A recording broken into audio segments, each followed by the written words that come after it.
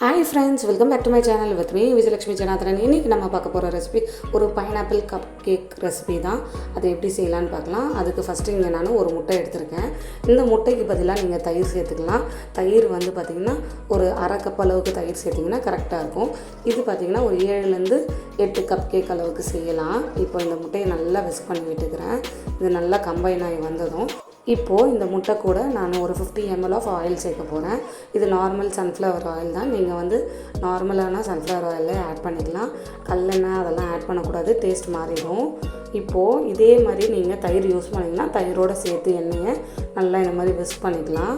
இப்போ இது ரெண்டும் நல்லா கம்பைன் ஆகி வரட்டும். என் பொண்ணு தான் என் கூட செஞ்சிட்ருக்கா. பாருங்கள், அவள் எவ்வளோ ஸ்லோவாக விஸ்க் பண்ணிகிட்ருக்கான்ட்டு.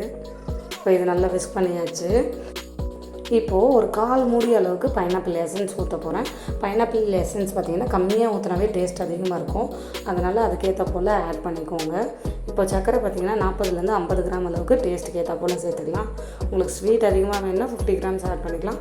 ஸ்வீட் கம்மியாக வேணும்னா 40 கிராம்ஸ் ஆட் பண்ணிக்கலாம். இப்போ இதெல்லாம் சேர்த்து நல்லா விஸ்க் பண்ணிக்கலாம். இப்போது சோடா மாவு வந்து 1/4 டீஸ்பூன், அதே போல் பேக்கிங் பவுடர் வந்து அரை டீஸ்பூன் ஆட் பண்ணால் போதும். இதுக்கு அதிகமாக ஆட் பண்ண வேண்டாம், ஏன்னா இது கப் கேக் தான் செய்ய போகிறோம். அதிகமாக சேர்த்துட்டோன்னா கசக்கும். இப்போது மைதா பார்த்திங்கன்னா ஒரு 50 கிராம் ஆஃப் மைதா ஆட் பண்ணுறேன்.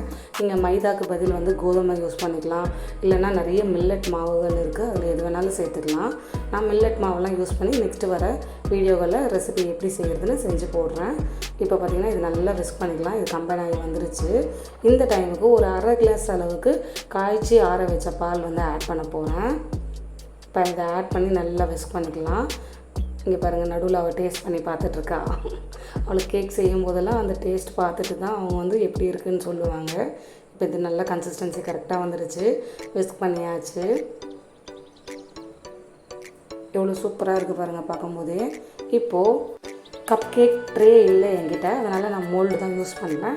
என்கிட்ட இருக்க மோல்டில் இந்த மாதிரி வந்து கொஞ்சமாக மைதா யூஸ் பண்ணி டஸ்ட் பண்ணி அதை அப்படியே எடுத்து வச்சுக்கலாம். நீங்கள் வந்து எந்த ஃப்ளார் வேணாலும் யூஸ் பண்ணி டஸ்ட் பண்ணிக்கலாம். இப்போ எல்லாமே டஸ்ட் பண்ணி ரெடி பண்ணியாச்சு. இதில் வந்து நம்ம ரெடி பண்ணி வச்சுருக்க பேட்டரை வந்து நம்ம ஃபில் பண்ண போகிறோம். நீங்கள் வந்து பைனாப்பிள் எசன்ஸுக்கு பதில் வெண்ணிலா எசன்ஸ் யூஸ் பண்ணிக்கலாம். அந்த மாதிரி எந்த ஃப்ளேவர் ஆஃப் எசன்ஸ் வேணாலும் யூஸ் பண்ணிக்கலாம்.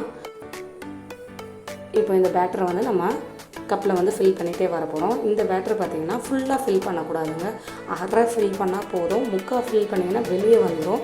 நீங்கள் அரை ஃபில் பண்ணாவே கரெக்டாக இருக்கும். என்ன கேட்டிங்கன்னா, நீங்கள் முக்கால் பண்ணும்போது என்னென்னா அது மேலே வந்து வெடிச்சு வரும்.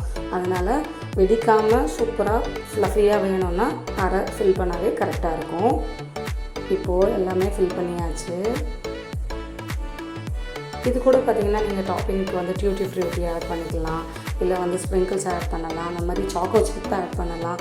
இந்த மாதிரி ரெசிபி சொல்லிகிட்டே போனாங்க. அதுக்கு ஃப்ளேவர் எவ்வளோ வேணாலும் சேர்க்கலாம். இப்போ என் பொண்ணுக்கு வந்து ஸ்ப்ரிங்கிள்ஸ் ஆட் பண்ணோம், அதுவும் கலர்ஃபுல்லாக இருக்கணுன்றதுக்காக அவள் வெரைட்டிஸ் ஆஃப் ஸ்ப்ரிங்கிள்ஸை கொஞ்சம் கொஞ்சமாக இப்போ ஆட் பண்ணிகிட்டே வர போகிறா. நீங்கள் இதே போல் பார்த்திங்கன்னா நட்ஸ் கூட யூஸ் பண்ணலாங்க. பாதாம் இல்லைனா முந்திரி, திராட்சை, அந்த மாதிரி எந்த நட்ஸ் வேணாலும் யூஸ் பண்ணி சூப்பராக கேக் செய்யலாம். இப்போ அவனை பார்த்திங்கன்னா நான் ப்ரீ ஹீட் பண்ணியிருக்கேன் 10 மினிட்ஸ் 180 டிகிரி செல்சியஸில். இப்போ நம்ம ரெடி பண்ணி வச்சுருக்க கப் கேக்ஸை உள்ளே வச்சுட்டு க்ளோஸ் பண்ணிடலாம். அதே போல் 180 டிகிரி செல்சியஸில் நீங்கள் 15 to 20 மினிட்ஸ் வந்து இதை பேக் பண்ணி எடுத்திங்கன்னா சூப்பரான கப் கேக் ரெடி ஆகிடும். நான் இங்கே வந்து பேட்டர் கம்மியாக தான் யூஸ் பண்ணதுனால 15 மினிட்ஸ், அதிகபட்சம் 18 மினிட்ஸ் வச்சாவே போதும். சூப்பர் அண்ட் ஃப்ளஃபியான அழகான கப் கேக்ஸ் டேஸ்டியாக ரெடி ஆகிடும். நீங்கள் இந்த மாதிரி ரெசிபிகளை கிட்ஸுக்கு செஞ்சு தரலாம், இல்லை ஃபேமிலி ஃப்ரெண்ட்ஸுக்கு செஞ்சு தரலாம். இப்போ நான் இதை கட் பண்ணி காமிக்கிறேன். உங்களுக்கு எந்த அளவுக்கு ஸ்பான்ஜியாக வந்து கேக் வந்திருக்குன்னு பாருங்கள். இப்போது இந்த மாதிரி கப் கேக்ஸில் நீங்கள் டாப்பிங்காக க்ரீம் வச்சு சர்வ் பண்ணலாம், இல்லைனா சாக்லேட் சிரப் யூஸ் பண்ணி சர்வ் பண்ணலாம். இந்த மாதிரி நிறைய சர்விங் மெத்தட் இருக்குது. ப்ளஸ் ஐஸ்கிரீமோட கூட சர்வ் பண்ணி சாப்பிட்லாம். அண்ட் தென் பார்த்திங்கன்னா மிட் நைட் பர்த்டே சர்ப்ரைஸாக கூட நீங்கள் இந்த கப் கேக் செஞ்சு அதுக்கு மேலே வந்து டாப்பிங் இல்லைனா வந்து க்ரீம்ஸ் வச்சு நீங்கள் கேண்டில் வச்சு ப்ளோ பண்ணி ஒரு மினி சர்ப்ரைஸ் கொடுக்கலாம். பாருங்கள், இப்போ நான் இதை கட் பண்ணி காமிக்கிறேன் எப்படி இருக்குன்னு பாருங்கள். எவ்வளோ ஃப்ளஃபி அண்ட் ஸ்பான்ஜியாக வந்திருக்குன்னு. இந்த மாதிரி சூப்பரான கப் கேக்ஸ் உங்கள் ஃபேமிலிக்கு செஞ்சு அசத்துங்க.